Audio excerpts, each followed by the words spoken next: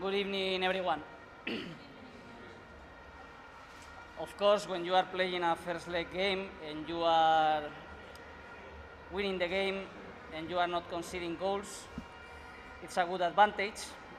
But we know here, especially in the African continent, how difficult it is to play away. We know also the quality of our opponent, which are a great team. We know their performance at home is going to be better. And we also know that there's a factor that is clear, that is that so far in this competition, we were not competitive enough when we play away, just one game, and probably against the weakest opponent in our group. So the result on the paper is good, but with the factors we have to handle, I think it's not enough unless we change that. And this is what we need to do this week. We need to work on being more competitive and go there with a good plan. Try to score one goal, because then the game is going to be more difficult for them, and be much more solid in defense than the previous games we played in this competition when we had to play away. Questions? Questions?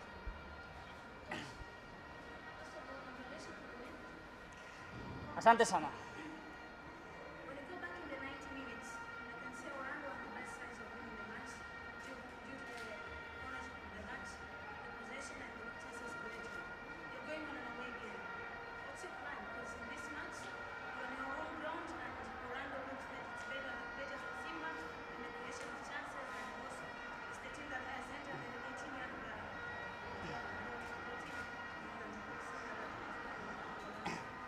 Let me a couple of days to go for the next game plan. Let me rest a little bit tomorrow. Let me enjoy of this victory, because I think for Simba in this competition, in quarterfinals, in the first leg game, not too many times you got this result, winning the first game. We have chances to get qualified yet.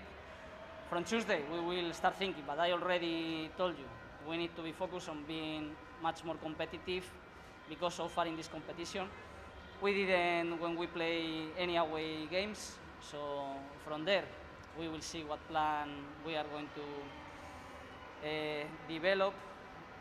I don't really know. It's not because I don't want to answer. It's not because I don't want to give any clues to my opponent. It's because now it's too early for that. Two last questions? We have seen Simba go through so many chances, but they could not use until they get the penalty. What do you think? A lot of players were so much aggressive on defense. No, what I think is that they are a very good team, both attacking and defending, also in both transitions. In set pieces, they have a lot of alternatives when they are playing any offensive set pieces. In defensive set pieces, they are also a team that I like the organization they work in. And I'm sorry, but today I have to tell you that I don't agree about the number of chances we created. I think they defended very well, especially in first half. They were more compact. They were more interested in keeping the result. In second half, they tried to go and score one goal, and then the game was a little bit more open. But it's not like the other games we are playing here at home, when we are creating many clear chances, or many chances that are not that clear. Today it was very tough for us to create any chance, even clear. I remember one of Morrison last minute first half. I remember the penalty. We had two free kicks that we didn't take advantage of. At the end, when the game was broken in two counterattacks, Kibu was shooting when maybe we had a better option to give one extra pass and to tap the ball in with Yasim. So, to be honest, I think we didn't create many chances because the difficulty of the game was huge and the quality of the opponent is top. One last question.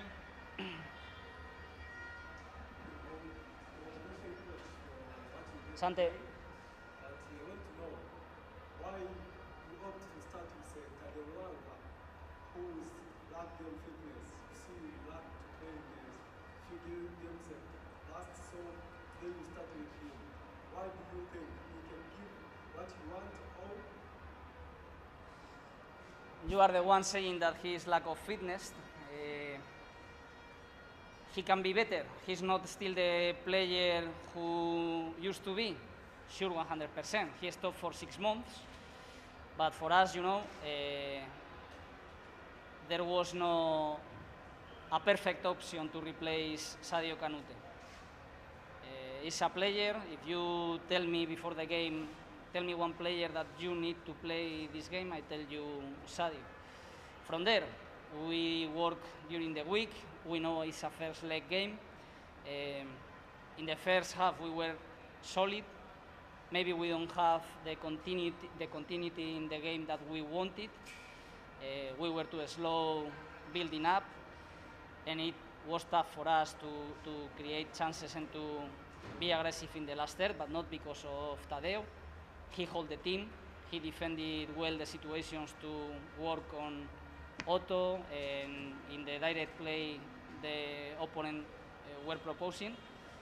From there, second half, of course, when you change one defensive midfielder, a pure number 6, for almost a number 10, we were more on the ball. We had more accuracy when passing and building up, but also the game was much more open, and they started also to have more the ball and creating more chances.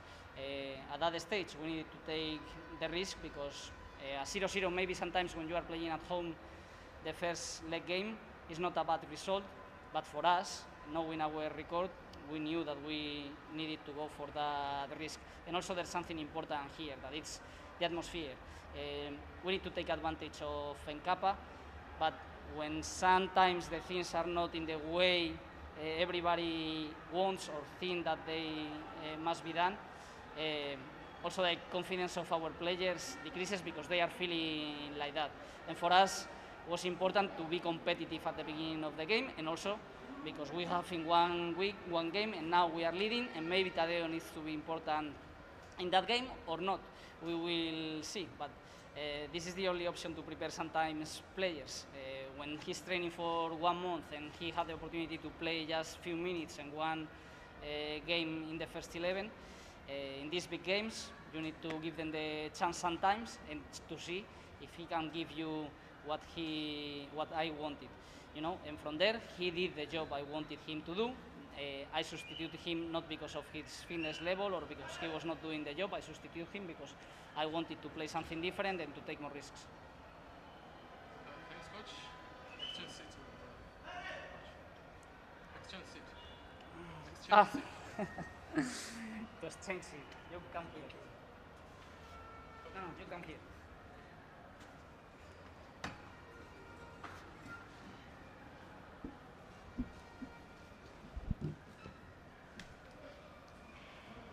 Yes, coach. Welcome to the post-match press conference. This is the first leg of Total NH Cup, Confederation Cup, and we lost 1-0 away. We need to hear your tactical opinion. Firstly, congratulations to the opponents. Thank you. But let's speak the truth. I don't think we deserve to lose. One, as Africans, let's change this mentality that when opponents come to Tanzania, you're so hostile to them that you treat them like animals. You're so inhuman everywhere where we go. We treated so badly. This is a game of sport that should unite us. But what you get here is hostility and all the abuse. Secondly, the rules are saying we are going to use VAR, but VAR was not used today. Go check.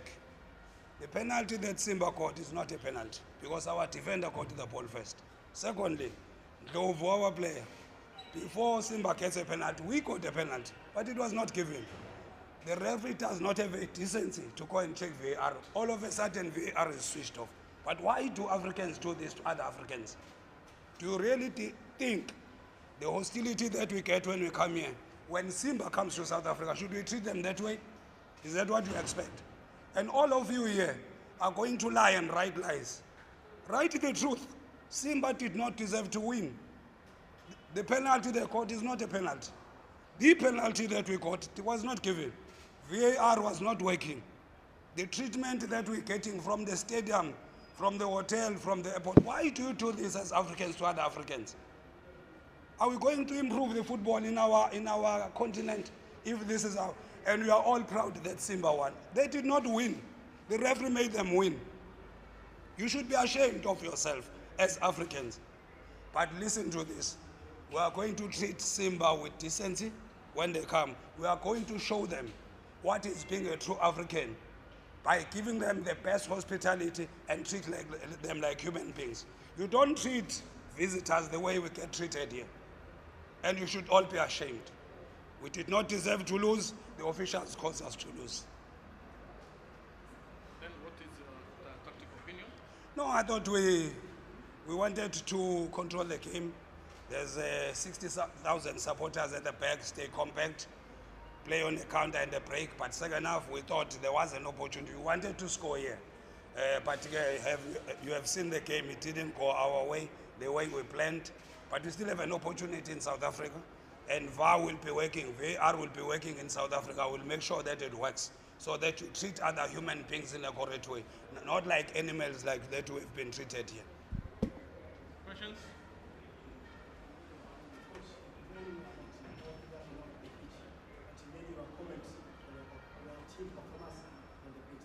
No, I thought we played well. I thought we controlled the game in the right areas. We know they've got a good team. Simba has got a good team. They've got good players. Sako, Morrison, our former player. Mukalo on top, good player. Luanga, good player. Mgute, good player. The fullbacks that are climbing. The right back, the left back, Hussein. They've got a good team. And they don't need assistance from anybody. Allow them to play their game and win fairly. Don't assist them by doing all other tricks outside the field of play. Then you will know that Tanzanian football is growing, but not this way. Two last questions. Coach, sorry for this. The changes in your squad. Yeah, in the first match. Can you speak louder, please? Sorry. Coach, by the way, sorry for the loss. But how have you seen the changes in your squad? Innocent coming in to take the place of Oseko who got injured, and the striker, of course, the left Mabasa is out and is starting with another striker. How do you see the changes of the player? Maybe let me take this opportunity. We had an unfortunate incident in the league match. Paseka Marco was injured very badly. We could have lost him, but God being good, he was saved. He's conscious. He's still in hospital for further checks. So the reason for the change, Marco, who has been playing regularly, is still in hospital. I wish him well. The players wish him well. On behalf of the team, we just thank everybody who prayed for him to get well. Even other teams in the PSL that visited him in hospital and other players. That is a good gesture of the sport that we have in our country. He was out because of the condition. On top, maybe we rotated because we wanted a physicality a bit. Pepra, the Ghanaian, at least is more physical. Mabasa, more of a mobile striker. That is why we made the change. And I thought Pepra did very well in holding the ball us on top because we were going to play on the counter. Last question. Coach, you have said a lot about those things, but let's say your team on the first half, they played defensive game. Then after coming back the second half, they opened. Don't you think that the main reason for Simba to win? When you play compact and you see it's like we're sitting, wanted to go on a counter. But it was important that we wanted to score today. So when we were goal down with that dubious penalty, we had to try and get a goal, which opened the game for us. We made a few changes and then removed 2 double sixes and play with one so that at least we can progress the ball further. I thought it worked, but maybe we were not as clinical. We didn't take as many shots at goal. Maybe that is an area that I think needs to improve. When we go wide, never passed into the box, never made an effort to create a scoring opportunity. I think that should improve. We still have an opportunity in our home country. Thanks. This is the end of our post-match press conference. Thanks, coaches. Thank you. Coach, Thank you. thank you. All the best. Ya kusikiliza press ya makocha, sasa tunazungumza na mashabiki. Wamepokeaje mchezo wao? Bwana mambo ni aje? Poa nyaje kaka?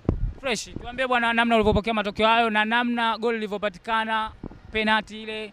Kocha analalamika, anasema VAR haikutumika. Mimi yote kwa wote namshukuru Mwenyezi Mungu, nimecheza mchezo mzuri, tunashukuru pia na furaha tupata matokeo, na nashukuru Mwenyezi Mungu kwa hilo. Hayo malalamiko kila mtu lazima alalamike. Hamna mtu ambaye anakubali shida ndugu yangu. Kwa hata wewe hapo kwenye maisha yako, sababu yani ukipata shida lazima ulalamike. Kulalamika ni kawaida ya binadamu. Na pengine sasa kwa matokeo ya goli moja, unadhani unayo nafasi ya kusonga? Nao nafasi ya kusonga. Huu ni mpira. Mpira lazima uheshimike. Sababu kama wao wameweza kuzuia ukapata goli moja, sisi pia tunaweza tukazuia wasipate goli au tukapata goli lingine kule. Sisi bado tunaenda kupambana. Hizi dakika 30 za mwanzo, bado kuna dakika 30 nyingine za pili. Mchezo una dakika 180. Na yote kwa wote kuna wachezaji muhimu tuliwakosa, na ndio maana kidogo mbona kama timu ilianza chini sana. Lakini mwisho wa siku kocha akawa ameligundua swala hilo, akafanya sababu kidogo, na Mwenyezi Mungu.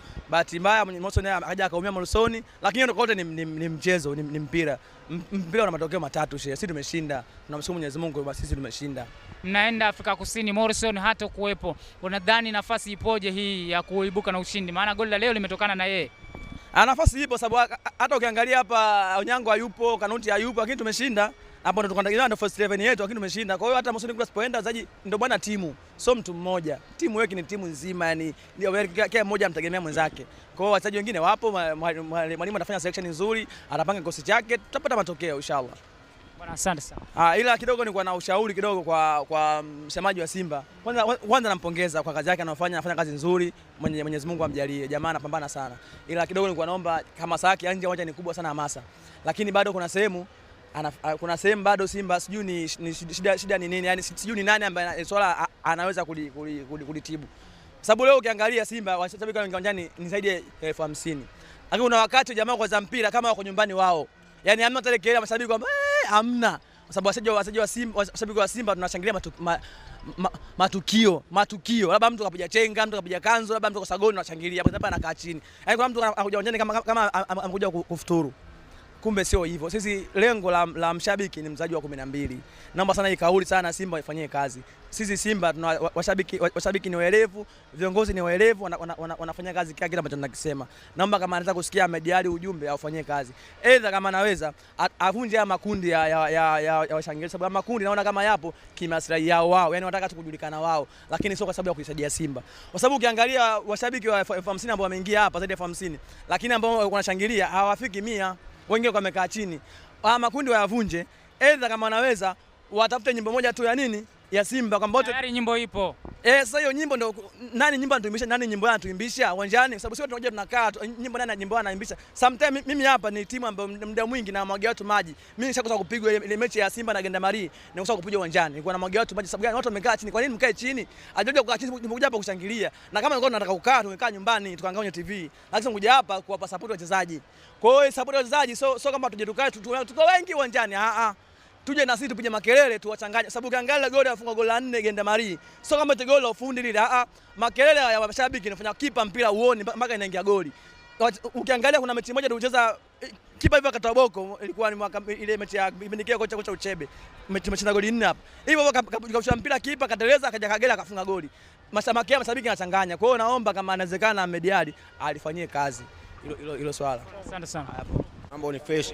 Ni poa kabisa. Unaona matokeo 1-0, unadhani kwa matokeo haya yamekufurahisha ama yamekukwaza? Hayajanikera, yamenifurahisha kidogo matokeo. Yamekufurahisha matokeo. Unadhani matokeo haya unaweza ukapata ushindi na kusonga mbele pengine Afrika Kusini? Mpira utabiriki bwana. Popote unaweza ukafungwa. Kafungwa Barcelona, kafungwa kwake itakuwa sisi. Na kwa namna unavyokiona kikosi chako cha Simba, sehemu gani ambayo imeteleza mpaka ameshindwa kuibuka na ushindi mnono? Matokeo yake mpata ushindi wa goli 1-0, ushindi mwembamba kabisa. Namba 9 hatuna. Namba 9 tujapata bado mzuri. Tulihitaji tupate mtu kama Chama. Hawezi kusurvive mpira. Bado hatujapata, na kocha siwezi kumlaumu, lakini kwa sababu ya Muhiru sijaipenda. Ilibidi bora angeingia Kagere na Mugalu wakakaa wote wawili pale kuliko kuingia Muhiru, sijaipenda kabisa. Na pengine sasa kwa kikosi hiki, na tunajua Morrison hata kuwepo, huenda wachezaji wengine wakina Kanuti watakuwepo. Vipi matumaini yako sasa kwenye mchezo wa marudiano? Mchezo wa marudiano tumombe Mungu tu, kwa sababu kila mtu anashinda kwake. Nimeona wajamaa dakika za mwisho wamebadilika, nimeona mpira wanajua, lakini Tumbe Mungu tu. Tumepata ushindi lakini hatujalizika vile tulivyohitaji. Sisi tulihitaji tushinde hata goli 2 3, lakini sio kwa ushindi wa goli moja. Naona hata majamaa wenyewe wanaondoka wamerelax, wanafurahia. Yeah. Kwa hiyo wanafurahia kufungwa goli moja. Kwa namna wewe ulivyowaona? Nimeona wanafurahia goli moja kwa sababu wanajua kila timu inayokujaga hapa anakula 4-3, lakini hao wameshukuru kupata goli moja, wanaona kabisa mechi wameimaliza hapa Taifa. Bwana asante. Nakushukuru sana. Ila na mtazamaji wa Bongo 5 TV, mara baada ya matokeo tunazungumza na mashabiki, tumeshasikia kauli ya makocha. Bwana ni aje ndugu yangu? Mambo shwari kaka. Poa. Poa, tunashukuru. Nyonge sana hii leo. Lazima tuwe kinyonge, mechi ilikuwa si rahisi ndugu yangu. Hiyo mechi ilikuwa ngumu. Watu wamepambana, jamaa nao wazuri nao wamepambana. Nashukuru Mungu tulipata goli moja, lakini na kwa uwezo ambao tuonyesha, jamaa lazima tuseme ukweli. Jamaa nao ni wazuri. Wameonyesha uwezo wao. Lakini wamekutana na Simba nao ni nzuri, timu tatu nzuri. Ina maana wote wamekutana, na maana burudani ilikuwa ni nzuri. Kila mmoja akapambana, kila mmoja kaonyesha uwezo wake. Na sasa tuseme kwa matokeo haya unayo nafasi ya kusonga mbele pengine? Unajua mpira una matokeo matatu. Unakushinda, kufungwa na draw. Na imani hata uko sauzi lolote linaweza likatokea. Lakini kinyonge sana. Ni kweli ni kinyonge. Unajua mimi nilitarajia tupate goli 3-2 ili kidogo hata tukienda kule hata jamaa wawe na mlima. Goli moja ni goli, sawa, tupata ushindi. Lakini inatakiwa kocha na benchi la ufundi na uongozi wakae watulie sana. Huku tunakwenda ni mechi ni ngumu zaidi. Mechi itakuwa tough. Leo kwa mara ya kwanza katika uwanja wa Mkapa nimeshuhudia mara baada ya dakika 90 mashabiki wa Simba licha ya ushindi wa goli moja hilo waliolipata, lakini wamekuwa wapole. Mara nyingi wamekuwa na vurugu na furaha kubwa, lakini leo wamekuwa wapole kwa ushindi wa goli moja. Wana imani ama wanatumaini wengi wanavyozungumza kwamba mechi inayokuja itakuwa ngumu. Kwa namna wewe ulivyoangalia Morrison hata kuwepo, na Morrison ni moja ya chanzo cha goli la leo, unadhani Simba inaweza ikatakiwa ifanye kitu gani ili pengine kusonga mbele, ingawaje nafasi kwa Simba ni ngumu? Ni kweli nafasi ni ngumu, nafasi ni finyu sana, lazima tuseme kweli. Ndio maana hata mashabiki wengi baada ya game kuisha, wengi kama wameondoka. Acha kama shamba ya agenda watu kuwashangilia nini. Mimi nakuza kitu moja bwana mwandishi. Mimi naomba tu kama kocha na wachezaji na benchi la ufundi kama watasikia hivi vitu, naomba wakae watulie, wajipange kwa makini zaidi. Huko nakwenda ni kugumu. Yaani ni kugumu kweli kweli, mimi ni kugumu. Hawa jamaa si wepesi. Hawa jamaa ni wazuri. Na kipindi cha pili mwishoni walikuwa wanakuja hapa kama nyuki yani. Tumeona pale hawachoki, kwanza na speed, mipira yao kipiga mirefu wanaenda kweli kweli yani. Lakini sababu ndio hivyo, sababu tumewazidi target fulani, tukapata point goli moja. Lakini unasema Morrison kule hata kuwepo. Simba wote ni wazuri, najua Simba wote ni wazuri. Najua yeye ataenda, atakuwepo, hata walikuwepo wataenda kwenda kupambana. Sisi tunaombea Mungu tu, inshallah Mwenyezi Mungu awasaidie waende kupambana, wacheze jihadi kama wao walivyocheza, lolote linaweza likatokea. Na pengine sasa kwa kumalizia, unawaambia nini Watanzania na wale ambao hawakuwepo uwanjani ama hawakubahatika kuona mchezo wa leo? Ushauri wako hasa wana Simba? Sisi tunasema wana Simba, hii timu yetu ndio timu yetu. Tunaomba mechi za Simba acha hizi, hata mechi za ligi Simba anapocheza tuwe wengi, tukate tiketi tuje kwa wingi uwanjani. Tunapokuwa kwa wingi, hamasa inapokuwa kubwa, wachezaji nao uwanjani wanafaidika, wanajua kwa nyuma kuna watu wanatuangalia. Acha sisi tupambane, tuonyeshe uwezo ili watu pia wafurahi. Tunaomba watu wawe wanakuja uwanjani kwa wingi. Asante sana. Shukrani kaka. Poa. Asante.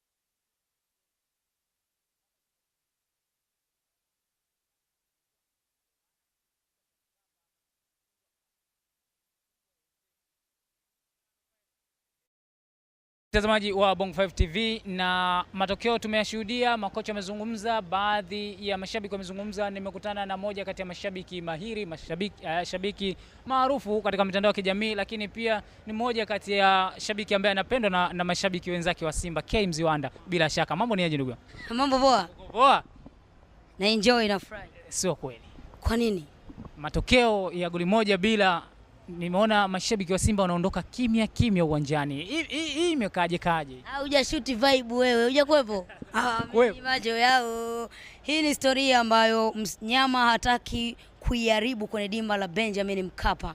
Kila anetoka kwenye ardhi ya Tanzania lazima arudi kwao akihadisia kwamba Tanzania kuna giant mmoja tu, Simba Lunyasi, Simba Sports Club, timu ambayo ukitazama ni tishio barani Afrika. Kwa hiyo alikuja Al Ahly akajengewa kaburi lake, Nka Nice Vita, alikuja Jenda Marie, alikuja wanaitwaje wale tulofunga moja wale wakaenda kupigwa faini wao.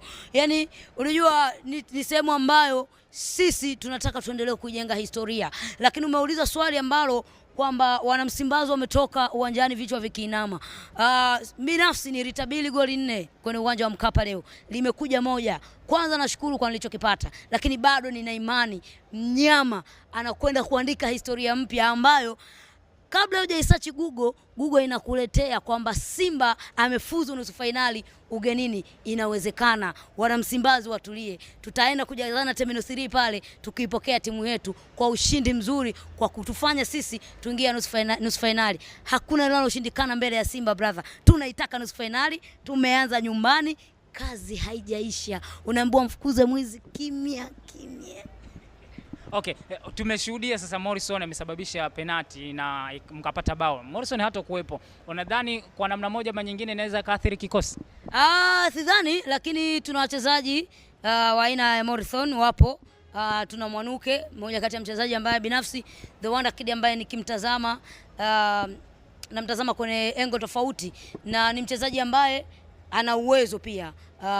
Sio kama Bernard Morrison, lakini anaweza kufanya vitu ambavyo anavifanya Bernard Morrison. So kutokuwepo kwake sidhani kama kutaathiri sana. Kikubwa ni wachezaji wawe na ijengeke picha yao kwamba Wanamsimbazi tumeichoka robo finali, tunaitaka nusu finali. Ikitupendeza tuingie na finali mazima. Kwa hiyo tunachokitaka sisi, tunachokitafuta sasa hivi ni nusu finali. Mnyama anakwenda kufuzu nusu finali kibabe, finali shehe, finali kibabe tena ugenini. Tutakwenda Terminal 3 kuwapokea wachezaji wetu na timu yetu, na tutawashukuru viongozi wetu. Mnyama bado hajapoteza malengo. Tumeshinda nyumbani, tayari ameshatengenezewa kaburi lake. Mwingine tunachokitaka sasa hivi, kazi bado inaendelea. Tumeanza nyumbani, tunamalizia ugenini. Mnyama atatinga nusu finali kibabe, ikitupendeza hadi finali. Nimefurahi, nimeenjoy.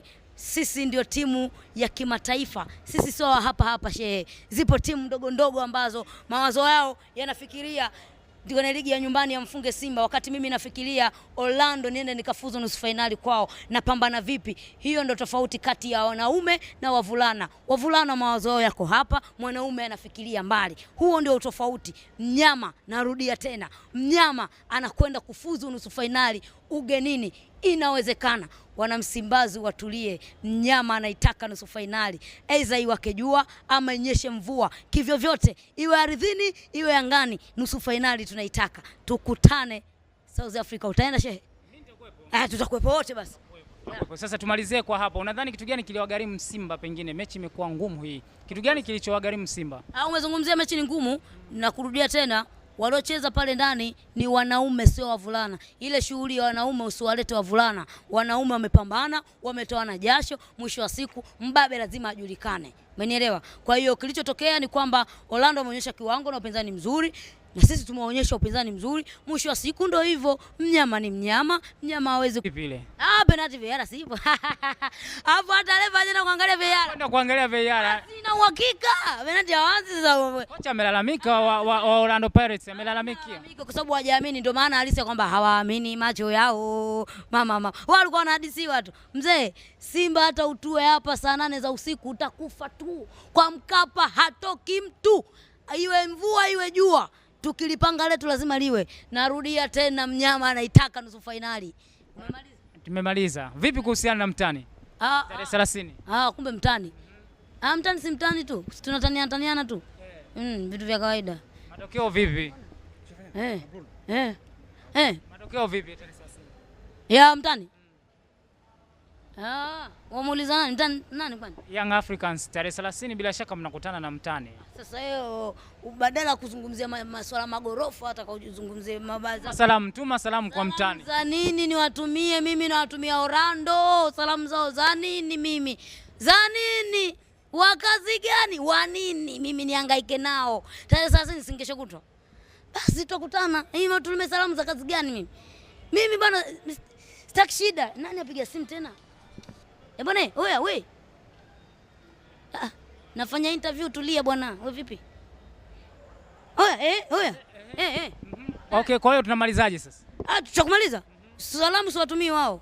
Kwanza umetamka neno zuri, watani wangu kumbe. Sio wapinzani wangu, ni watani.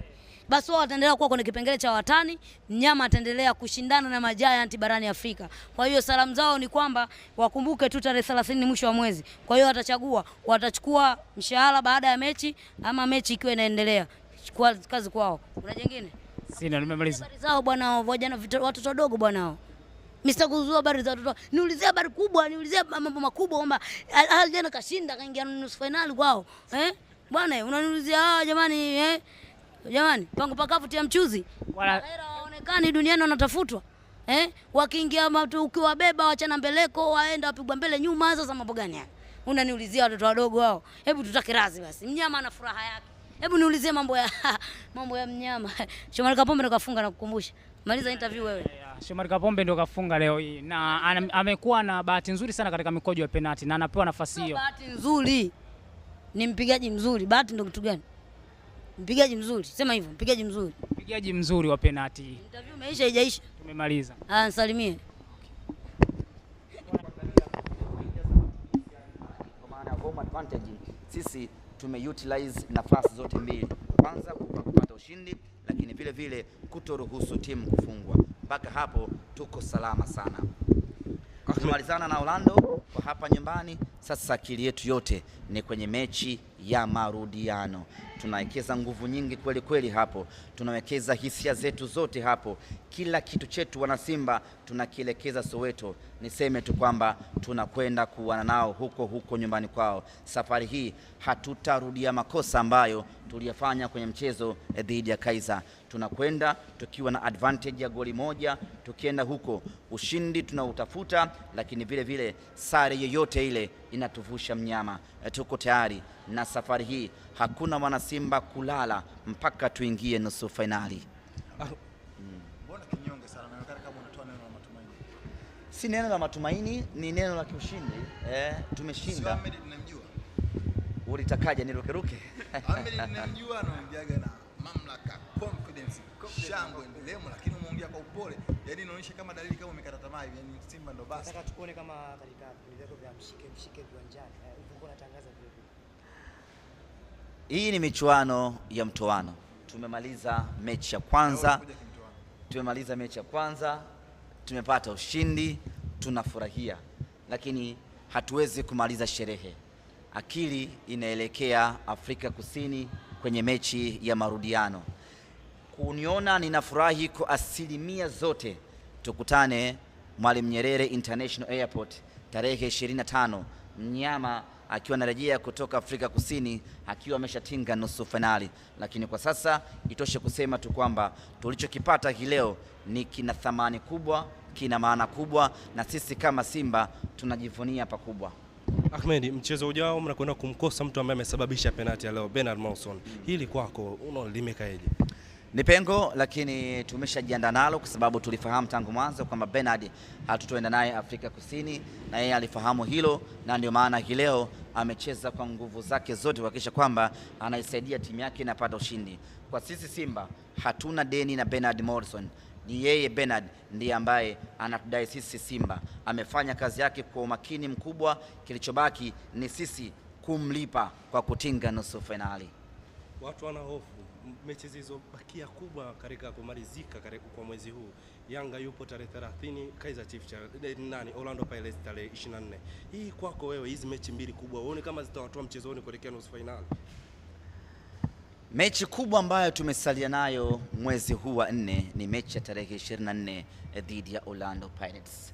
Ndio mechi ambayo inaweza ikatunyima usingizi, kwa sababu ni mechi ambayo inakwenda kutimiza malengo yetu ya msimu huu ya kucheza nusu finali. Ndio mechi pekee ambayo sisi wana Simba tunaifikiria, tunaiwaza, tunaitaka, tuna hamu nayo kweli kweli. Mechi nyingine zote ambazo zimesalia ndani ya mwezi huu kwetu zinabaki kuwa mechi za kawaida. Simba tumeshahama huko kwenye kuwekeza akili, nguvu kwenye mechi dhidi ya Yanga. Tunacheza naye kama ambavyo tunacheza naye na Polisi.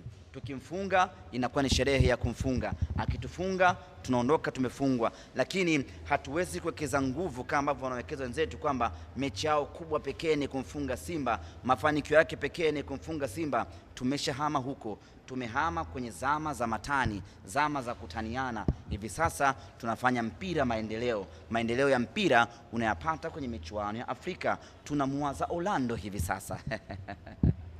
Shukrani sana. Mbona mapema? Umepoa sana leo, sio kama unavyokuzoea. Bora labda tumwache msemaji akapumzike. Hata hivyo ni usiku, wacha tukale dako. Katika slogan ya Simba inasema one dream one team. Kuna mashabiki ambao wanasema kwamba mimi nataka unapokwenda na klabu yangu uko katika mechi inayofuata. Je, taratibu koje waweza wa safari nzima mpaka kwenda huko? Kwanza hapa kwenye mashabiki nitumie fursa hii kuwashukuru sana mashabiki wa Simba hii leo. Wametuonesha ukubwa wao, wametuonesha thamani yao, wametuonesha kwamba wao ni kweli mashabiki wa Simba, sio wanyonge. Na nilikuwa nazungumza pale na Shomari Kapombe baada ya filimbi ya mwisho kumalizika, akaniambia brother, hongera sana. Unajua kuna wakati unachoka mtu, kuna wakati unazidiwa, lakini ukisikia zile kelele za mashabiki zinakuamsha na kuanza upya. Hii maana yake ni kwamba ile dhana ya shabiki ni mchezaji wa 12 kwa Simba hii leo na siku za nyuma imefanya kazi pakubwa. Kwa mimi binafsi niwashukuru sana mashabiki wa Simba na uongozi mzima wa Simba unawashukuru sana mashabiki wetu. Hakika mmetulipa kile ambacho tumekifanya. Tumemaliza hapa, tunaelekea Afrika Kusini. Utaratibu wa namna ya mashabiki kufika Afrika Kusini ama kwenda Afrika Kusini tutautoa ndani ya wiki hii kabla ya safari kuanza. Niwahakikishie tu kwamba tunafanya kila jitihada kutoa basi hapa Dar es Salaam kwenda mpaka Afrika Kusini, mashabiki wetu wachache wakaandike historia ya kuiona mnyama anatinga nusu finali. Umetimiza siku 100 ndani ya klabu ya Simba. Ulikuwa na target, yani unafikiri umefikia kile ambacho ulipoanza mpaka sasa hivi siku 100? Target bado. Target ni kuendelea kufanya makubwa ndani ya Simba. Niliyofanya ni machache katika mengi ambayo natakiwa kuyafanya. Kwa hiyo nina jukumu kubwa la kuwekeza nguvu, akili na maarifa kuhakikisha kwamba naifikisha Simba pale ambapo inahitajika kufika, lakini vile vile tunaifikisha Simba kwenye kilele cha mafanikio. Lakini hapo kwenye hizo siku 100 mimi niwapongeze na niwashukuru sana ndugu zangu waandishi wa habari. Mmekuwa chachu ya mimi kufika hapa, mmekuwa mkinipa support kubwa ya mimi kufika hapa. Mmenisaidia kwenye mazingira magumu kuzunguka Dar es Salaam nzima, kupanda mapantoni, kupanda matreni, kufanyaje. Yote hiyo ni kwa sababu ya mapenzi yenu kwanza na mpira wa miguu wa nchi hii, lakini vile vile mapenzi yenu kwangu mimi kama mwenzenu. Kwa hiyo mimi niseme ndugu zangu waandishi wa habari, msinichoke. Bado tuna project nyingi, bado nina safari ndefu ambazo haziwezi kufanya. Watu wote ambao wamejia hapa Benjamin Mkapa hii leo hawajaja kwa sababu waliona taarifa kupitia account za Simba, bali waliona taarifa kupitia vyombo vyenu vya habari. Ndugu zanguni, tuendelee kushikamana. Tanzania wote wameangalia mechi hii dhidi ya Orlando na Simba. Watanzania